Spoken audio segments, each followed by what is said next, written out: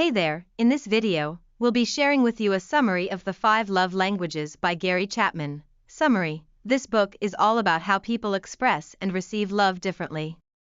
The author Gary Chapman identifies 5 love languages that people use to communicate their love to others. Words of affirmation: this love language involves expressing love through verbal compliments, encouragement, and kind words. Quality time: this love language involves spending time with loved ones and giving them undivided attention.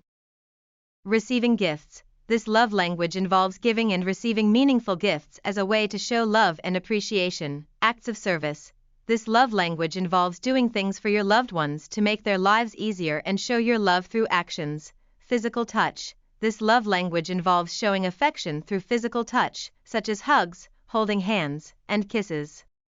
The book explains how understanding these love languages can help improve relationships and show love in a way that is meaningful to the other person. It also provides practical tips for identifying your own love language and learning how to communicate love in a way that resonates with your partner. Conclusion: The 5 Love Languages is a great book for anyone looking to improve their relationships and learn how to show love in a way that is meaningful to their loved ones.